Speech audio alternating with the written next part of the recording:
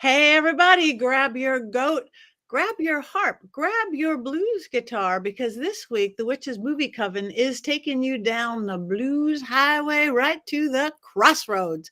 Yes, the 1986 film Crossroads with the one and only Ralph Macchio. I was so surprised by this movie, I must say. I'm not going to talk about it yet. But let me introduce everybody. I am Patti Negri. I am one of your hosts. This is Black Phillip. We have, of course, the beautiful and wonderful and magical Heather Greene back here from the throes of death and COVID. But she's with us again. And her Black Phillip even has his own guitar case. That is awesome. Wow. Okay, Heather, introduce yourself. We'll just go around in a circle. Oh, okay. Hi, I'm Heather Greene. I'm an author and a book editor and a journalist. And my book, Lights, Camera, Witchcraft, is a journey into witches and witchcraft in American film history. I guess that's it. That's who I am. And I'm so happy to be back here after COVID. A week and a half of fun and joy trying to fight through that. So, yay, I'm back with my Coven family here to talk movies. And we missed you terribly, all of us. All right, Richard-Lael. Please allow me to introduce myself. I am a man of wealth and taste. I've been around for a long, long year and stole many a man's soul and faith. Pleased to meet you. Hope you guessed my name. My first name is Richard-Lael. If I were just Richard, I would be. And I am a psychic medium. I used to be a psychic small, but I gained some weight. So now I'm a nice medium. But I will tell you the truth is that unlike most psychics who are all love and light or all doom and gloom, I'm a happy medium. And where is the drums, Jason? I know. I'm gonna bring one down from upstairs or out from the garage. So yes, I am known as the gentleman psychic. I'm here in New Orleans, and at least for now, until the spirits move me, I always like to say I go where I'm not needed. So I'm here in New Orleans. You can find me here. Thank you very much. Jason Mankey. I don't know. That was such a great introduction. I just want to leave. I mean, that was a mic drop introduction. I mean, that was the best in the history of the show. It's going to be its own clip. But I'm Jason Mankey. I've written a bunch of books. I've written 9 books for Llewellyn so far in my life. This is probably my favorite one, The Horned God of the Witches. It seems appropriate to plug this one since we'll be talking about Scratch and the devil and things of that nature tonight. I'm a witch. I live in Silicon Valley. I'm in a lot of covens. This might be my favorite one. Thank you very, very much.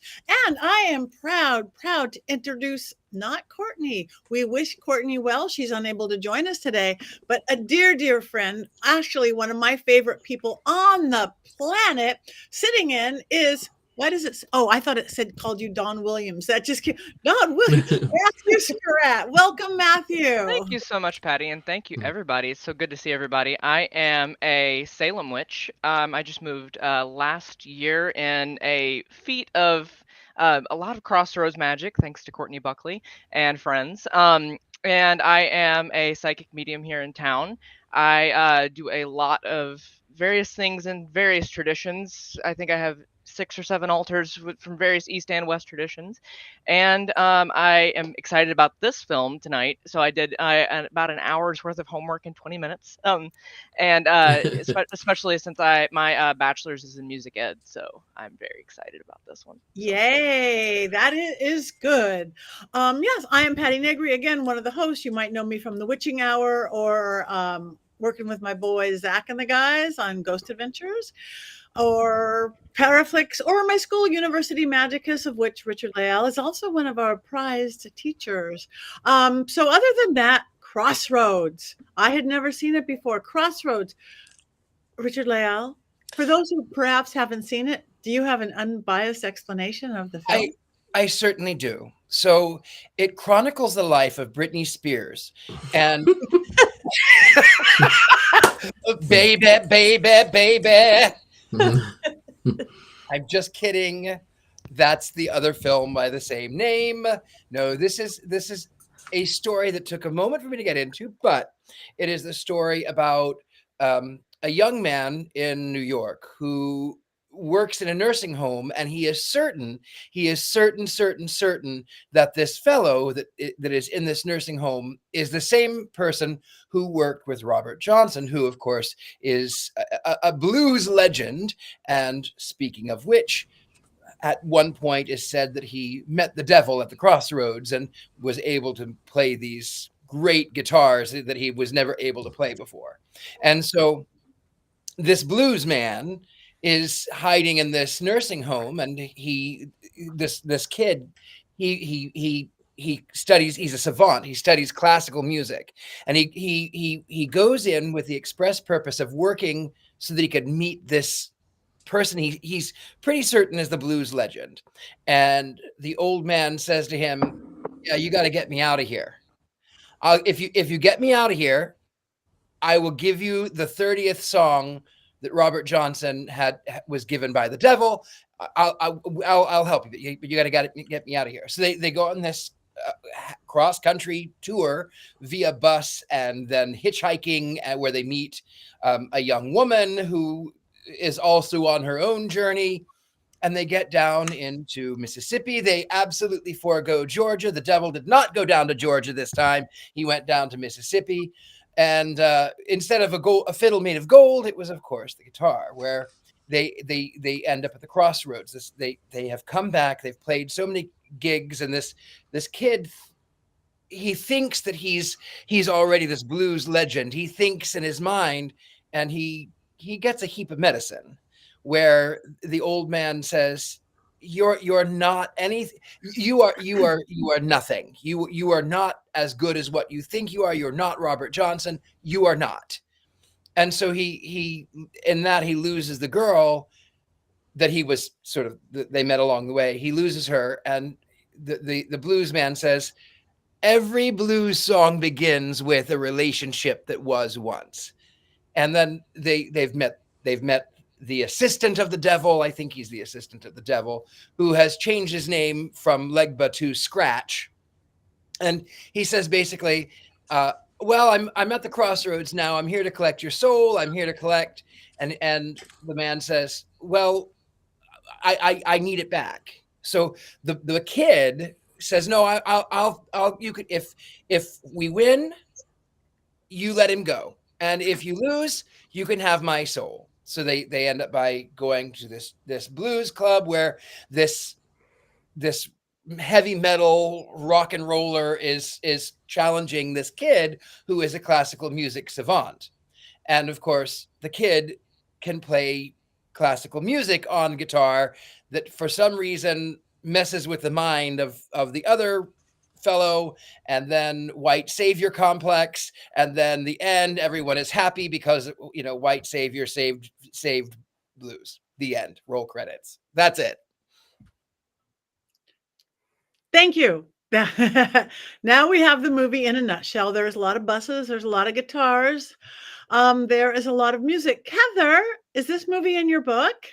It is not. And why? Because it is not a witch movie. As it does have the mythology and the legend of Robert Johnson, and the classic magic of Crossroads, which I'm sure we can get into of what that means, and because that appears in a lot of cultures. It's not a witch film, so it was not in my book. So I'm going to put this in a little bit of context for everybody first, and give you some spicy things to think about, which I always do. And when I always say there's a lot to talk about with this film. Of course, in every film I can find a lot to talk about. So let me get started with the period of time we're in, which is what I like to do first. This is 1986, okay? Mid 1980s. Now, when we talk about the 80s, we talk about Satanic Panic. However, this is before Hollywood really caught on to the Satanic Panic was going. It started already in our culture and our society, but it wasn't until the late 90s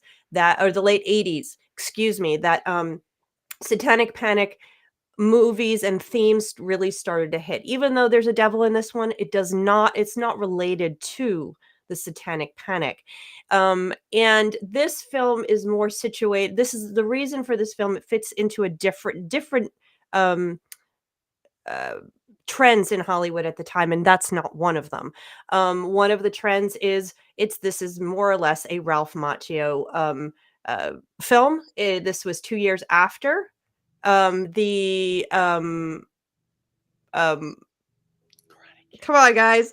All of a sudden I went blank. Karate Kid. Karate Kid. Thank you. My mind just went shoot blank. This is more or less a I'm taking away your Gen X remake card, of that movie, I'm gonna say, but I will get into that. This is sort of like, instead of karate instead of karate, we have blues in place of it. It's a vehicle for Ralph Macchio. That's one trend. We also have the popularity of films that present young boys going on a journey.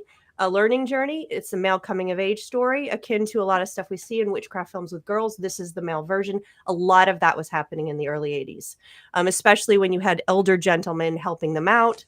So you have a lot of that going on in sword and sorcery films. Gremlins is another. You see this kind of story happening over and over in the early to mid 80s.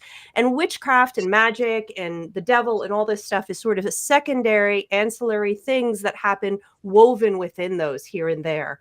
Whether it's sword and sorcery films and you have a wizard or some kind of evil witch, or you have the devil, they're not prominent. It's not the major part of it. And you can see in this story, the story is really downplays that aspect of it, which, I'll give my opinion of that later because I have a lot of opinions on how this film played out.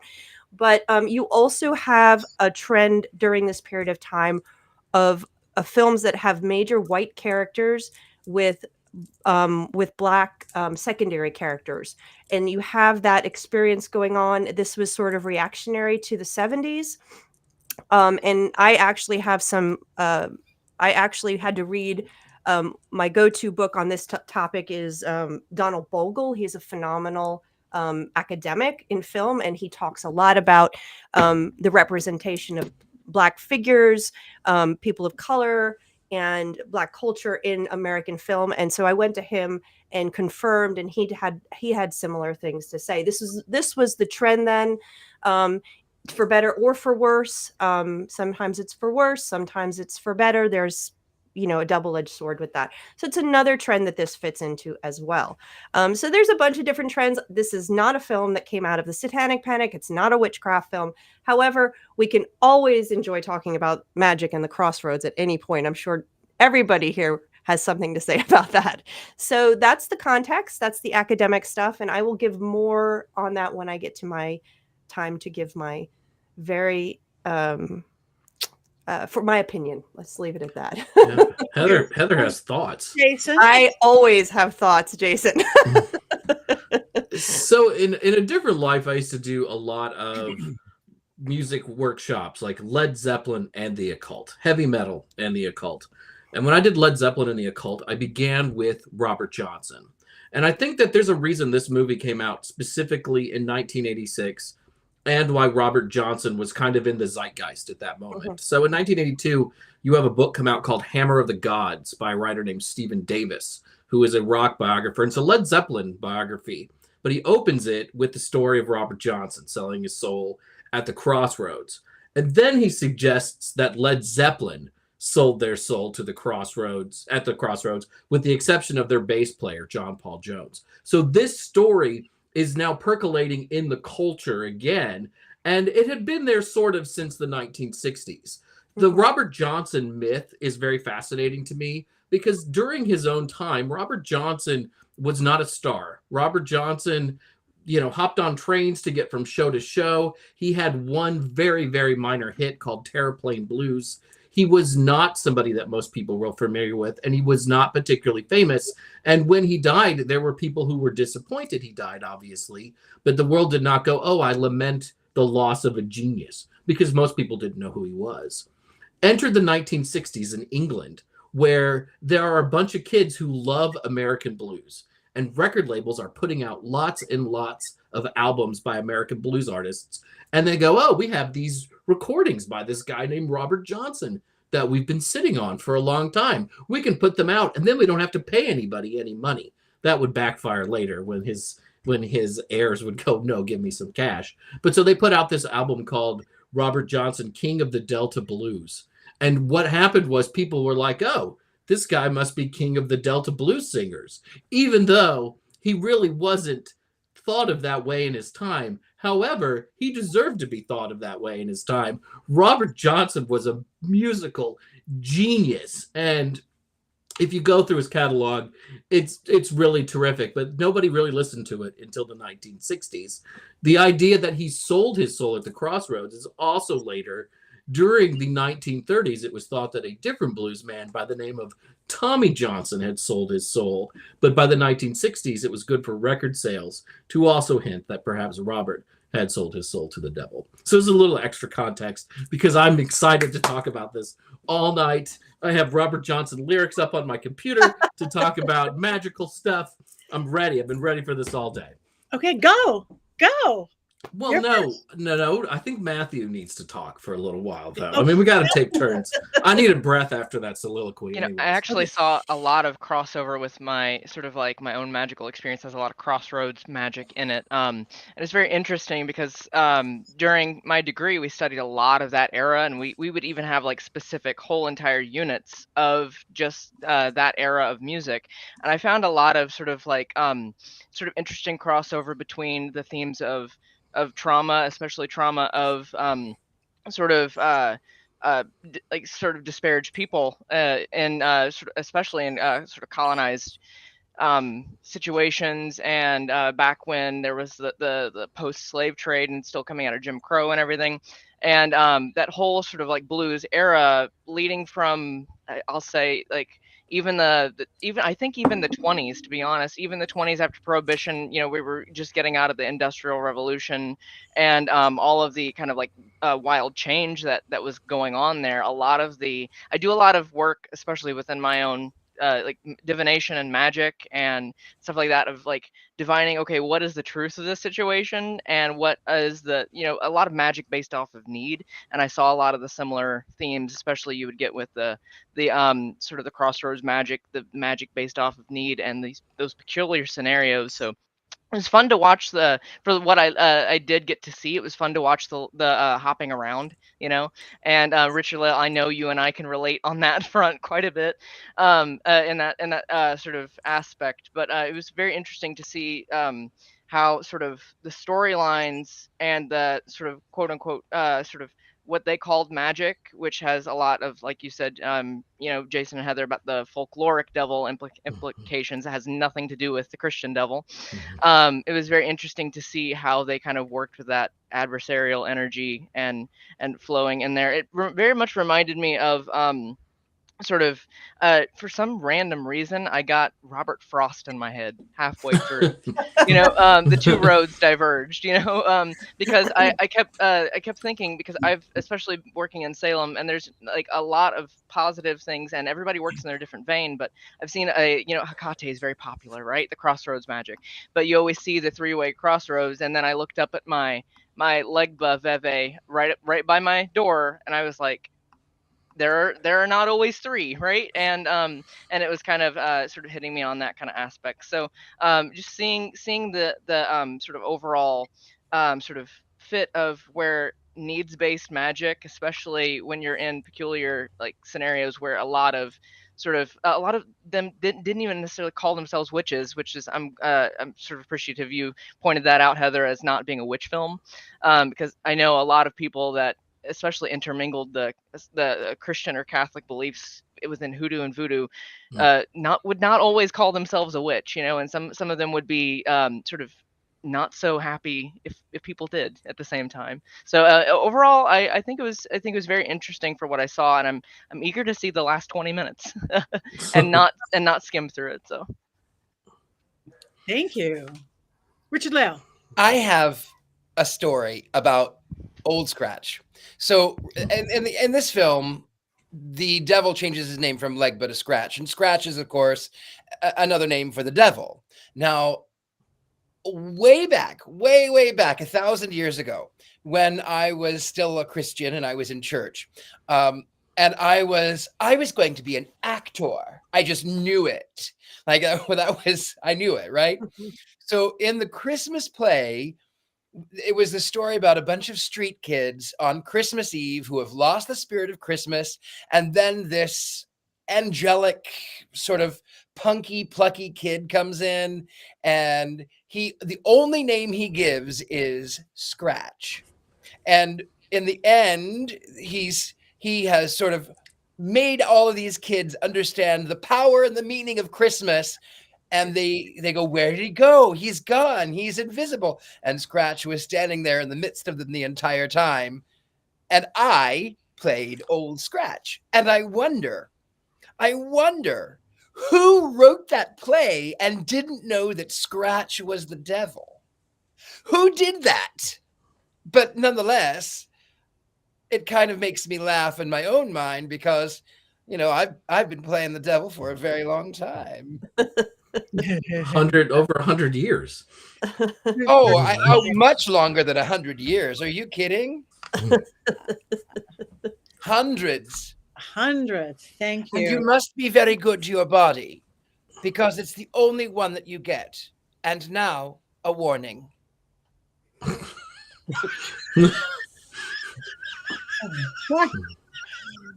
All right.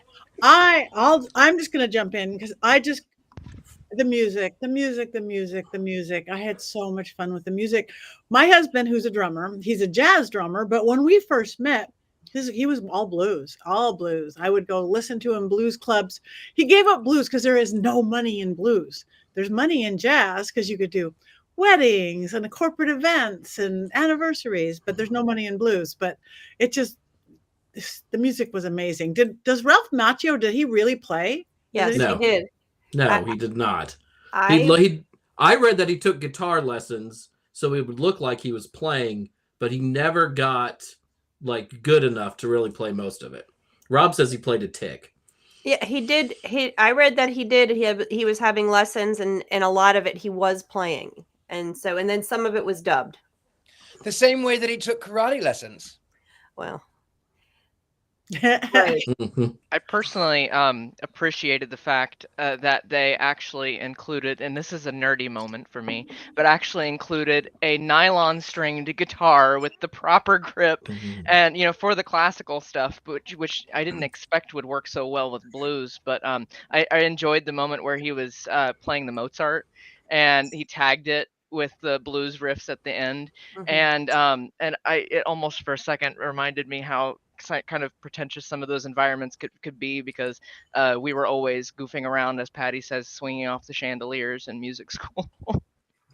I like that Steve Vai plays a little Paganini during his run. Yes. In the final contest, which is also interesting because Paganini was said to have sold his soul to the devil, as well as Robert Johnson. So that was very, very clever, in my opinion, and a nice little wink if you know what you're listening to. The devil's trills. Allegedly, people said that Paganini was playing things, but his fingers weren't where they were supposed to be on the violin, and it must have been the fingers of the devil playing back. And those who would see him in the theater said that in the back of the room was a very distinguished gentleman with a mustache and a goatee. Richard-Lael? Richard-Lael is now 550 years old, ladies and gentlemen. You've heard it here. Oh, I'm much older than that, darling. Coming. Thank you for the flattery. Well, and no wonder some of them would have thought that they made deals with the devil if they looked at the sheet music, especially. I know Paganini. I dated a violinist in college, and half the time I looked at the sheet music, nobody would have known if she would have been off in that kind of way. So, and I think it continues even to modern artists even now when it comes to the old school artists and the classical artists. You see it even in opera and in an old school symphony. It's very common theme. Well, what I love about Robert Johnson, when you listen to the recordings, it was just him and his guitar in the studio. There's no overdubs. There's nobody else playing with him. But sometimes it sounds like there's a rhythm guitar in the background while he's playing lead guitar, and he's doing it all by himself on 6 strings, which lends itself to people thinking, oh yeah, he must have sold his soul to the devil in order to do that. And that's the genius of Robert Johnson. If you sit back and you really listen to it and you get into that guitar nerdiness, which apparently some of us are truly into. So I'm super happy to have Matthew here tonight. Yeah, my main instrument is pipe organ. And with the 32 pedals and many different knobs, many keyboards, I had to have 3 people assisting me in one of my recitals in college. And there were many nights I was beating my head off the console thinking, you know what, maybe I should have sold my soul. You know, I never actually played. I played the piano many, many years ago. I was never very good at it. I played the cornet like this, you know, so I was never very good. But, you know, I changed my mind. I've decided now that I will actually become a minister so that I can have a massive organ pumping behind me. We need that drum. Snare. We really need that I drum think I have a tonight. snare in the back somewhere. We'll have to pull it out. Richard-Lael, you come back into town, depending on the era, I've got you for 1886. I've got one on the wharf in storage. Amazing. You know what? I actually have one right over here. I don't know if you can see it. I have one right here. Yeah. This was for a completely different film. This was actually on Abraham Lincoln Vampire Hunter. Wow. Wow. So you Fun. know that one right there. But it Mine- doesn't work. It just looks pretty. Like me. Mine still works, and I use it for seance, which is kind of cool. So, yeah, all of this music mixing with magic. This is a perfect night. I love it. Music is magic. To me, it's the purest form of magic. That truly, if anybody wants to see what magic is, do music.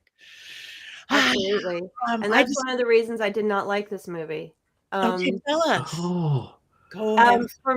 So here's my opinion. So we are a very musical family, and there's always music playing. And you know, we sing, we dance sometimes because I like to dance. My partner plays guitars. We've got tons of them, drums, everything. Or we're just listening to music all the time. And blues is one of those standbys. It's often just playing in the background when we're just doing other stuff. So we love it. It makes our lives magical. Like we're talking about, the magic of music is something that I can't even describe, that connection. Some of the first spells I did used music as the basis. I mean, without knowing anything else. But besides that, this getting away from, the brilliance of the real Robert Johnson, and getting away from, all of that and looking right at this film, I was very disappointed, because loving music, loving blues, loving the cultural power of blues and the origins of it and the historicity of it and all this stuff, this movie falls flat. This movie does not do any of that justice. And, when I watched this movie, I was super excited. I was listening to, you can turn that light off all you want, Jason. I'm going to stand by my This is a Ralph Macchio vehicle that was more or less a carbon copy of the Karate Kid. They said, oh, Ralph Macchio was really popular. I have this young white kid who finds this old guy from a different culture and learns an art form from that culture, and then ends in a giant battle and wins. So what? And by the end of the movie, it really fell flat to me. It didn't capture anything about the blues. It didn't capture it didn't capture any. I have a whole story. If they could make this movie, I have the plot scenario that would make this movie powerful. I wanted an aha moment where I just loved the old guy. I wanted to be about his journey back to his heritage. I wanted to really sink down deep like an armchair into the blues and its history and the culture of it. This movie does none of that. Yeah, and simply it is seasoning. purpose. It's so flat lines, and I just was like, okay, this is. They said, how can we do the Karate Kid over? What can we do? Okay, let's use Black culture instead of Japanese culture. Blues. Let's make him be a blues guitar player. Oh yeah, okay, he can learn that. It is. That's what this is. So there are moments that I enjoyed. There's moments. The moments that I enjoyed were Joe Seneca's character. What's Willie Brown? Willie Brown. Willie Brown has some really great comments. He has some really good lines in there, and there's some good interaction that come out of him. Other than that, I was like, I'm waiting for Ralph Macchio to do his his karate thing and where's Mr. Miyagi, and then I'm like, okay, this was and they didn't do I wanted there to be more emphasis and power and spiritual power of the devil aspect of this. Why did Willie well, we know why he made the pact, but why did he never get to the height? He said, I never got to that. Why? And why didn't the devil go after him all those years? Why was this man 80 years old and still walking around? The hellhounds hadn't gotten him after 4 years or 10 years or whatever the pact was. I wanted more of that. I wanted more of that mysticism. I wanted more of the culture it came out of. I wanted that part. I didn't want the this is a white kid who is nice to black people, so he must be the good guy. There was so much surface level Hollywood garbage, and it was just like they just took the Karate Kid and put it on the Xerox machine, Xeroxed it and colored the karate with blues and drew in a little guitar. Okay, we got a new movie. Let's go. I just remember that There you go. moment. That's my take. There was that moment where Willie I'm turning Brown my light off in. on you, Jason. After Eugene hurts his slide guitar finger, Willie Brown walks in and he does this. And then he cures his finger just like Mr. Miyagi did in The Karate Kid.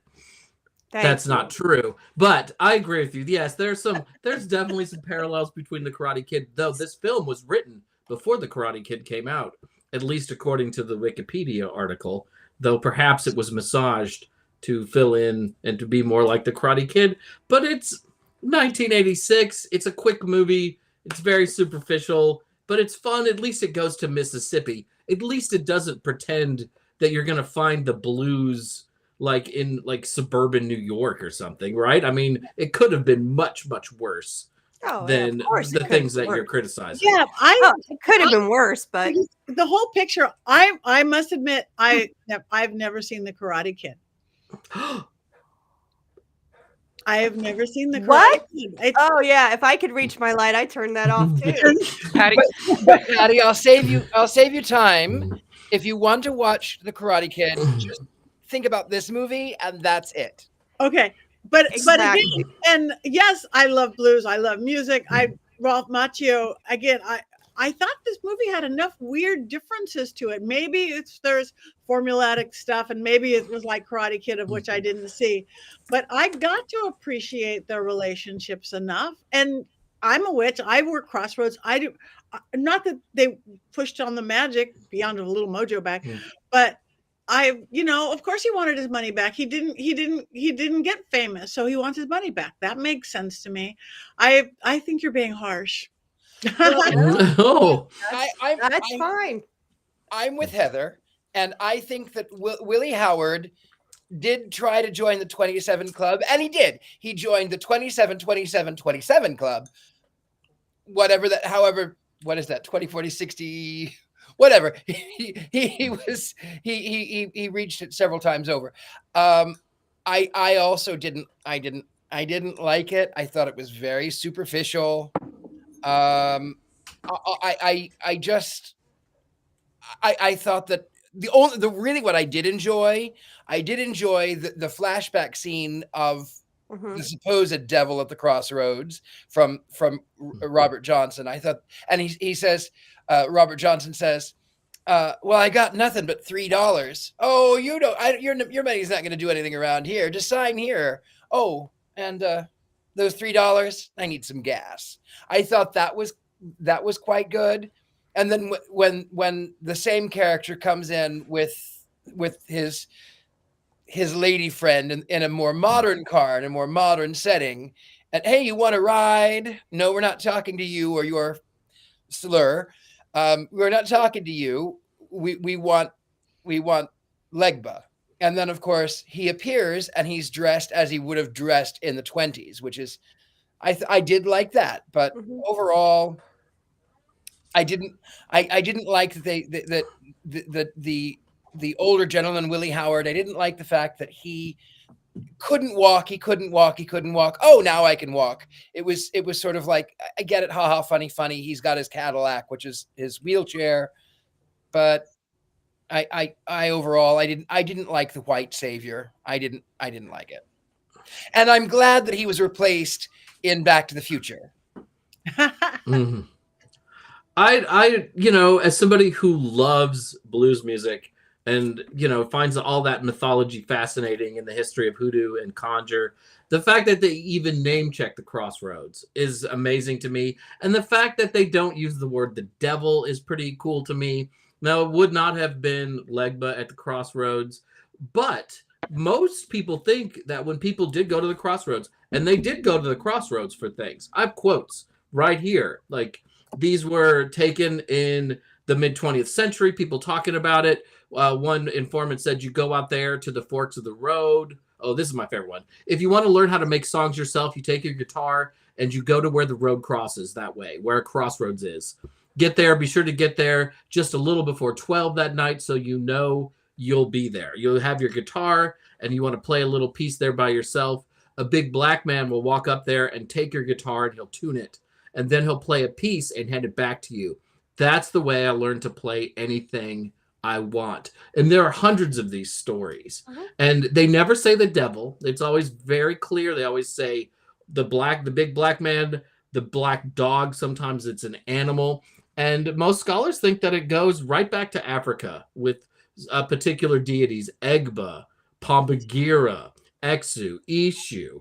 These were all deities of the Crossroads, and these were all deities who opened the way and teach wisdom to people. And, that they might have not been actually saying, I'm going to go talk to Pombagira, but that memory is there, right? About how to do these magical things.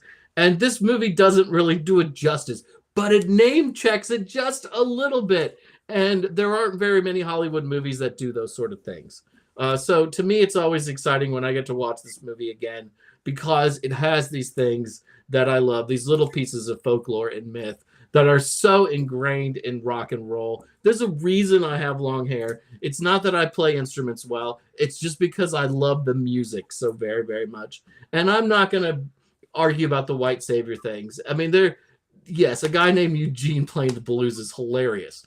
And really, there's so many things that could be better. But I have to give this movie credit for at least trying to do some things that were a little bit different in 1986. Yeah, that's what I thought. It was different.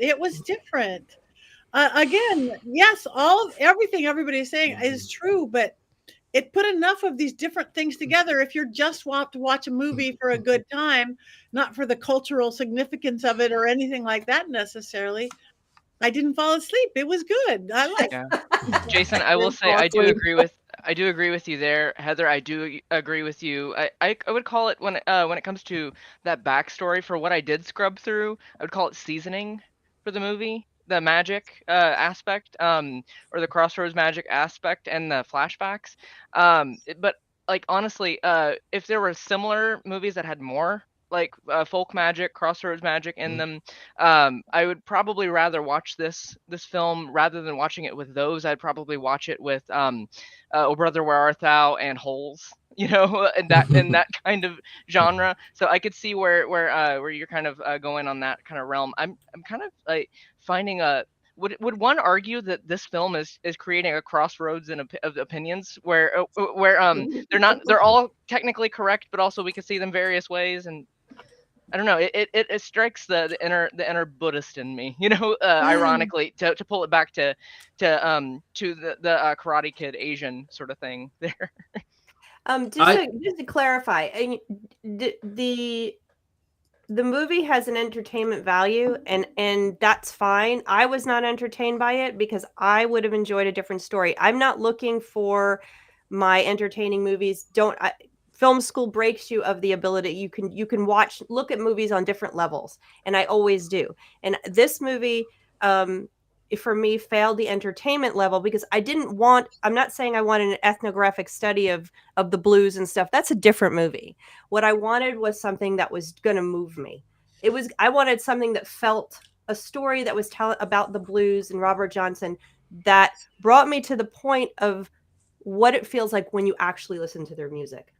This movie didn't, and I think it failed the story. And I think the opportunity was there. I think if it hadn't been a Ralph Macchio vehicle that was carbon copy of the other movie, they could have done it. And I have that storyline written. I know exactly how to fix it. And this one was, oh, I'm sorry, I didn't mean to interrupt. No. All I was saying is that I'm not looking for an ethnographic study. I'm not looking for or that. Those are different movies and they exist. What I was looking for is this movie, a light movie that just was balanced differently and that actually gave you those moments. And the changes to this to make it that movie would be how long a cut was, how long they lingered, the interaction between the characters, the recasting of Ralph Macchio, because then it would have taken it out of the realm of it being him. And I don't hate him. I just didn't. He did nothing for me in this movie. And so the changes would have made the movie a Hollywood entertainment movie, but it would have given us the depth and the power. It would have felt like as powerful and moving as the music itself. And that was what bothered me so much. I'm like, because I love listening to the blues, and I have a partner that plays the blues almost every night on his guitar, which is decorating. You can't even see it. What happened to it? I brought the blues guitar for decoration, and it seems to be. Oh, there it is. Yes. Ta-da! There's the blues guitar I listen to every night. And so it was disappointing on that level. But it's Did not you the see this worst movie movies as a I've ever kid? seen. Did you see this movie as a kid, Heather? Yeah, I did. I forgot about it. I totally forgot about it, and I didn't think I had. And then I'm watching it. Oh yeah, I saw this movie. This was one of those movies that played on a loop on HBO when I was a kid. Did you really? And of course I was like, oh my God, that's Steve Vai. That's Steve Vai. We Right? didn't even talk about that scene. Yeah, and so I will admit that I also have deep history with this film because I always wanted, I'm really just a failed musician, turned into a writer because I have no musical ability. So, that's what I always wanted to be. So this movie resonates with my 14-year-old self pretty hard. Yeah, I was gonna say, Heather, I can see where you're coming from on that aspect too, more so because now I can't fully sit through a symphony, without analyzing it since I wrote so many papers on them. But yeah, I think this would have been like a sort of a movie that would have probably done well shown in one of those classes that I took, and could have related more to those populations. Rather than solely, I think now though, Jason, I can relate to you with that though, because not necessarily failed, but the amount that I'm using my music degree is for Victorian seance right now. But I think that's where I can relate to the occult side of it more. But yeah, coming from the musical headspace of it, I guess that's where I'm like, ooh, sprinklings of magic, which I appreciate, like you said, Jason, that we're not, we're showing it in a positive light at all, I just thought the film. Go ahead, Richard. Well. I thought the film was incredibly. You don't have to be the gentleman psychic to predict it. It's so. Oh, there's a white kid who's good to this old black man, but only because he thinks that he's this connected to Robert Johnson. And of course they're going to leave New York and they're going to go on a journey. Of course there's going to be a competition. Of course he's going to win. It was to me, the film was akin to, I have a black friend. That is how I view this film. I have a black friend, and the music was good, but it was not in depth enough. It didn't delve into the magic. It didn't delve into the history. It didn't delve into why the blues are so culturally significant. And can a person who is not a person of color play blues? We could all get into the blues. Absolutely. But I think for this genre, it would have been so much better had he been a black kid from New York instead of Ralph Macchio. I mean, I was surprised, when he meets Willie Brown and he's like, "Are you Blind Dog?" And then Willie Brown's like, "No." And then later he's like, "Oh yeah, I'm Blind Dog." And I was like, whoa, I didn't see that coming at all. I just can't believe this guy lied to Ralph Macchio right now. I mean, and the whole movie is like that. When Jamie Gertz shows up, I'm like, there's no way she's going to hook up with Ralph Macchio's character. And then they're in the hayloft. I mean, who saw that coming? I mean, nobody. Mm-mm. I'm just shocked. And then they win that final guitar battle? Against another Whoa. white guy. Against another white guy. That's problematic right there. Though, I mean, I understand why they chose like a hairband looking guy given the time of the film. 86. Yeah, that's actually, if you do research on this film, that's the scene that everybody loves. It's the guitar battle. The rest of it nobody talks about.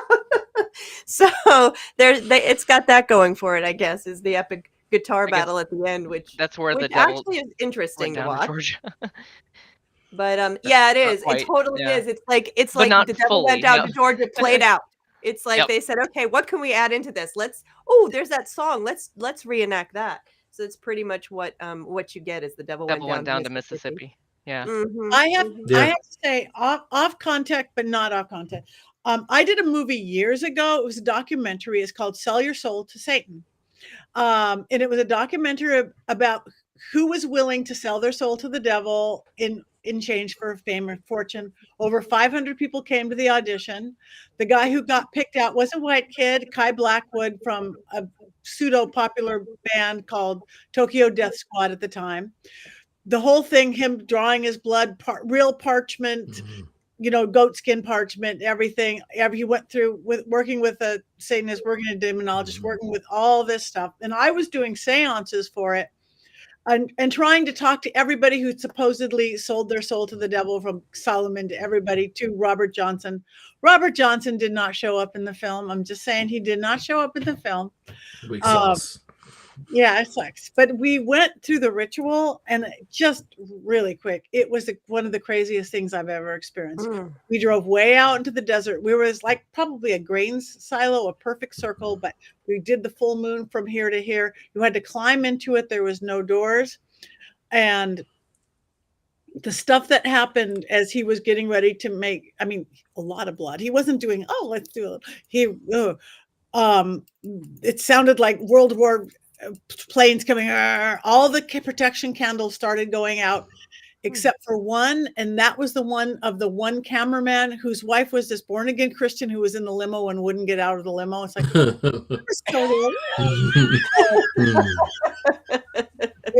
we had a he smashed the mirror at the last minute, and he didn't do it, and he wasn't going to do it because the girl who was setting the rope said don't do it no matter what. So he's not that big and famous now. But the trippiest thing was, just to tell you, he had written this whole like a legal, wrote it out. I sell my soul to say da da da da da da. If we said burn it up, it wouldn't burn, you guys. We had put a whole bottle of lighter fluid on it. It wouldn't burn. Threw it in the corner. We thought, maybe it burned. Afterwards, we're cleaning up. And they went, it went from a 8.5, 11 to like the size of this paper. On one side was all charred. It looked like 4 limbs coming out.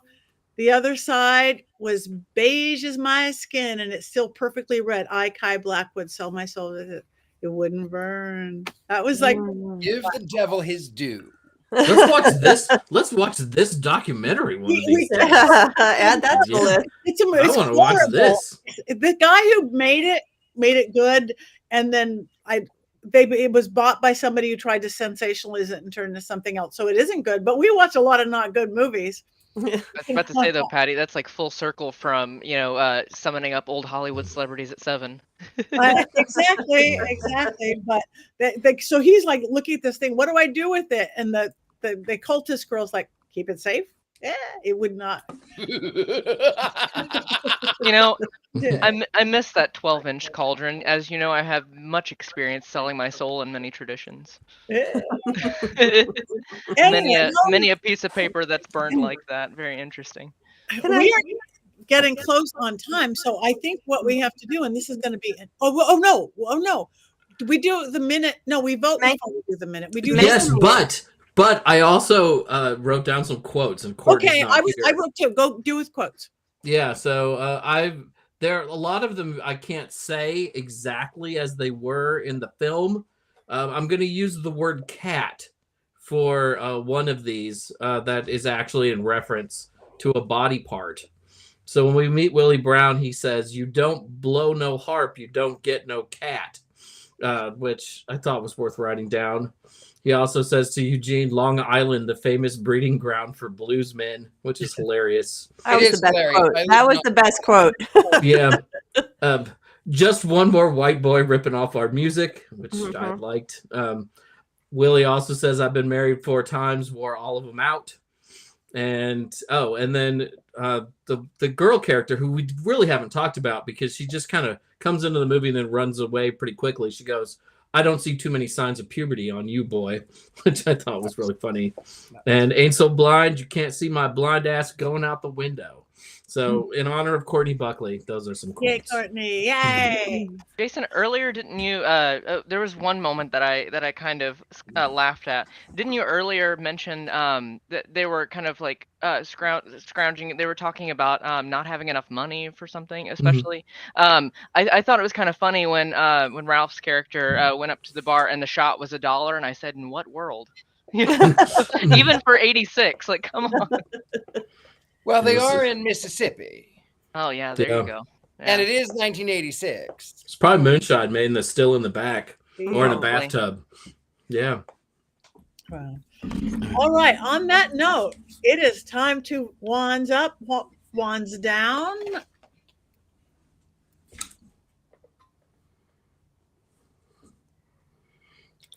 Oh, wait a minute. Wait, Hold on. I'm no, gonna do Heather, a good... no, you're not doing a wand, Heather. No, I'm not doing a wand. Hold on. I have to get it out.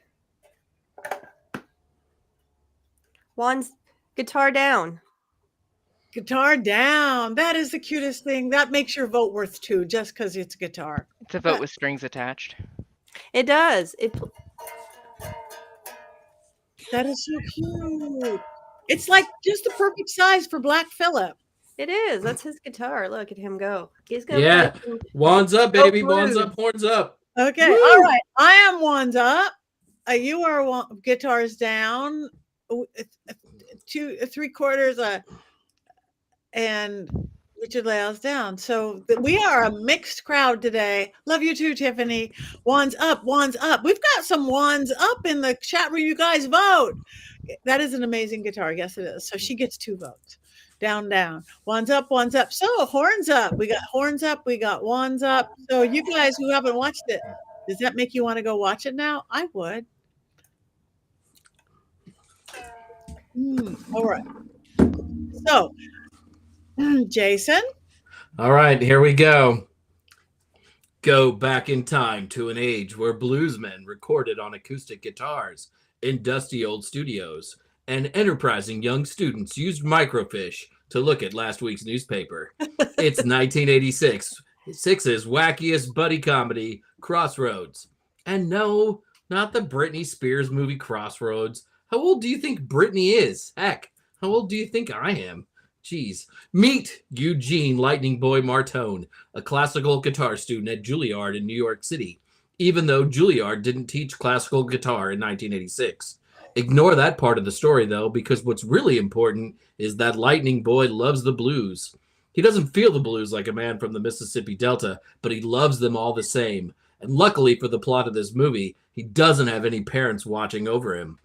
Lightning Boy then meets Willie Blind Dog Brown, an old bluesman incarcerated for murder at a minimum security hospital. Yep, one of the good guys in this story is a murderer, or at least an attempted murderer. Yay, Hollywood. Eugene then breaks Willie out of jail by having him walk down some stairs. That's pretty much it, and then the plot point is lost. Eugene helped a murderer escape from jail. Eugene's life is probably over, but the film doesn't address that at all. Nope, Eugene is just going to play the blues forever now, even though it's obvious to anyone who has really played guitar for more than 2 weeks that Ralph Macchio's Eugene barely knows how to play a guitar. Speaking of Ralph Macchio, which Heather has done, you could probably easily call this movie The Guitar Kid. During the big guitar showdown at the end of the movie, I expected to hear the devil start yelling, "Sweep the guitar strap!" And just like in the Karate Kid movies, Macchio's girlfriend shows up and then just disappears, much the way this movie did when it hit theaters.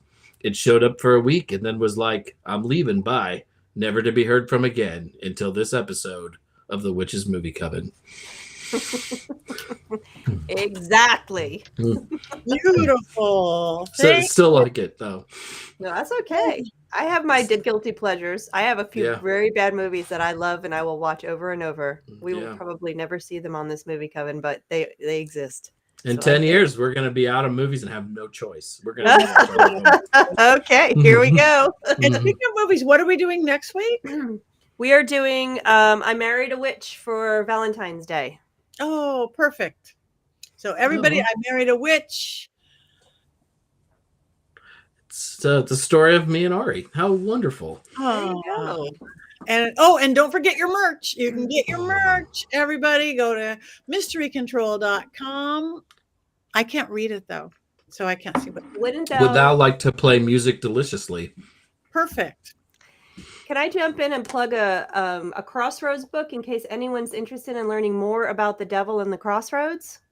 We have at Llewellyn, I worked on the book myself. It's called Magic at the Crossroads, and Richard-Lael did the foreword for it. So Richard-Lael's led it. It's written by Kate Froiler, and it is absolutely fascinating. It's got some workings in it if you're interested in working with the devil as part of your practice, or just you want to learn about the difference between the stories of the devil, the folkloric devil, the Satan version of him, and the various forms that he's taken It's and so worship. good. It is so good, isn't it? So good. It's brilliant. It's so good. Yeah. So just as a side note about this particular movie, if you're interested more about learning about the lore, and it's coming out in August, it's already up for pre-sale. It's called Magic at the Crossroads. Thank you. Thank you very much. How are we doing on time? Oh, we're good. Anybody have anything coming up that they want to tell everybody about, where they can see you, where they can find you? I have my lunch coming up after watching tonight's movie, but that's You guys harsh. Well, I guess since I'm up there, yeah. So you can find me at University Magicus. I am there. I'm here at the Gentleman Psychic. That's anywhere online. If you message me on Instagram or on Facebook, it's better because there's too many things out there, and none of them are me. Also, I have 200,000 emails sitting in my Crossroads. I mean, my inbox. It's the Crossroads that I never cross. Anyway, I'm everywhere. The Gentleman Psychic. Thank you very much, Heather. I am going to be at Paginicon Travel Wise. That's in Minneapolis in March and end of March, mid-March, and then Mystic South in Atlanta. And I urge everybody to go. We have tickets are on sale, and the applications are open for presenting there. And of course, the cheaper tickets are still on sale. That's in Atlanta in July. I'll be there, and I'll be at Charles in September. But we can talk about that as that gets closer. So far, that's all I've got. Thank you, Jason. In 2 weeks, I will be in Michigan for Convocation, one of the largest pagan gatherings in the Midwest. And I used to live in Michigan, so it's always like going home, and I cannot wait. It's a new location for them. I'll also be at Pagonicon, which is great. The festival I was going to go to in Florida got canceled over the weekend, so disregard this. And I will be at Sacred Space in Baltimore, Maryland, coming up. The sad part about the Convocation trip is I will be traveling during our show, so I'm going to miss a show. So, but I might record the minute just to be nice. I think you should. That would be great. Yeah. That would be good because we can't live without it anymore. And Matthew, beautiful job joining us. Well, thank you. Yeah. Where they can find you. So I am always doing readings here in Salem, both psychic mediumship and various other things through pentagramsalem.com.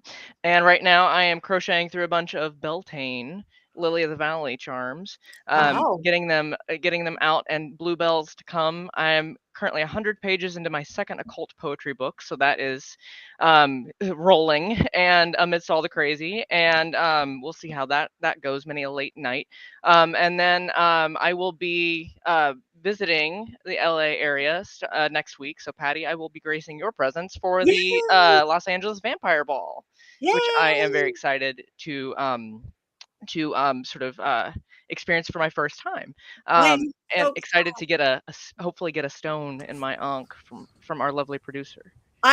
I know. I don't have a stone in my unk. I've been doing this for not a decade. I know, right? But we will. That is awesome. So, all right, thank you, and you guys like him, follow him. I've got Vampire Ball next week, so you guys join us. Come to LA and join us, and then right after that, I'm going to be in Vegas doing a whole little witchy weekend, the first weekend in March. Right in Las Vegas that first weekend, and then I'm going to be in Arizona, Old Globe Paracon. And then we're going to Romania. So put on your fangs and join Father Sebastian and myself in Romania. Tons of stuff. I just booked tons of stuff. So go to my website, Patti Negri, just like Richard-Lael, probably just like Matthew, probably all of us. We have imposters out there. So find us legitimately. And this is us. This is us. So it is 7:00. Do we cackle? Do we do the blues? Let us cackle. Yeah, let's not do the blues. That's going to be terrible. We will cackle. As compared to our fabulous cackle. 1, 2, 3.